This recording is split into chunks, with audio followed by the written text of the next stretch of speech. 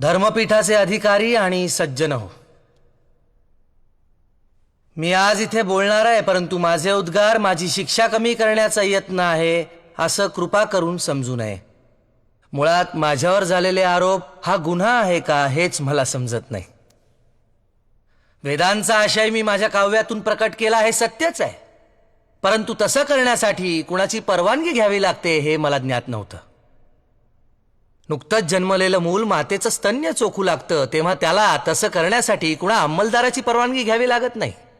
तसंच आणि त्याच निरागसपणे मी वेदांचा अमृतानुभव अंगीकारला आणि प्रसाद म्हणून मी सहजपणे तो वाटूनही टाकला.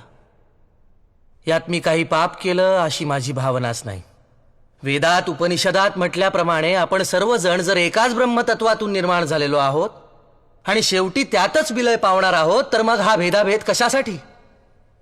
अवघी एकाचीच वीण तेथे कैसे भिन्ना भिन्न. कबीर म्हणतो, ब्राह्मण वेगळा असावा असं जर ईश्वराला वाटलं असतं तर त्यानं त्याला जानवं लिहून आणि मुंडन करूनच खाली नसतं का पाठवलं?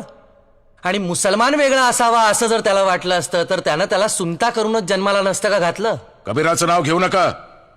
त्याला ना जात ना धर्म. रस्त्याच्या कडेला वाढलेली अनावर सावलात ती. मग ज्ञानदेवांचा दाखला देऊ नको. संन्याशाचं पोर ते. आश्चर्य आहे, ज्ञानदेवांना आणि त्यांच्या भावंडांना बहिष्कृत न करण्याच्या बदल्यात तुम्ही त्यांच्या मातापित्यांना जलसमाधी घ्यायला लावलीत आणि तरीही त्यांच्यावरचा संन्यासाचं पोर हा बट्टा जात नाही. बर, मग पैठणचे एकनाथ महाराज नको. तुम्हाला वेद नको, अद्वैत तत्वज्ञान नको, वारकरी परंपरा नको, मग तुम्हाला हवाय तरी काय? अहो, जिथे अंधार होता तिथे दिवे लावण्याचा आम्हाला अधिकार नाही असं तुम्ही म्हणता, तर मग तुम्ही दिवे लावायचे. आम्ही काय करावं हे तुम्ही सांगू नका. ज्ञान मिळवण्याचा अधिकार प्रत्येकाला आहे. ब्राह्मण, क्षत्रिय, शूद्र, वैश्य, चांडाळा आहे अधिकार. बाळे, नारी, नर आदी करोनी वेश्याही. वेश्याही? हो, वेश्याही. सर्वांना नामसंकीर्तन करण्याचा, परमेश्वराच्या जवळ जाण्याचा अधिकार आहेच. आणि ब्राह्मणांना शिष्य करून घेणे, त्यांच्याकडून पाया पडून घेणे.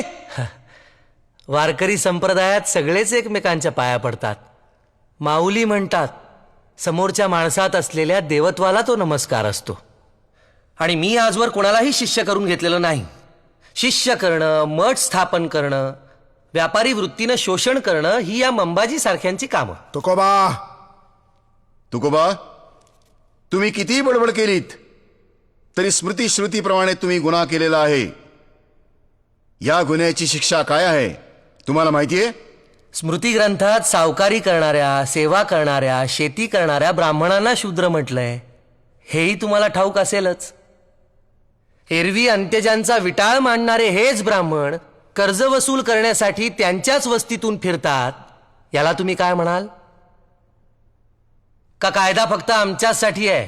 तू गरजेपेक्षा जास्त बोलतोयस. सत्य आम्हामनी नव्हे गबाळाचे धनी, देतो तीक्ष्ण उत्तरे पुढे व्हावयासी बरे. धर्मशास्त्राच्या आदेशाचा तू अपमान केलेला आहेस. या कायद्यावरही एक न्याय आहे, ईश्वरी न्याय. या धर्मपीठावरही एक पीठ आहे ज्याची योजना तुम्ही अवेरताय.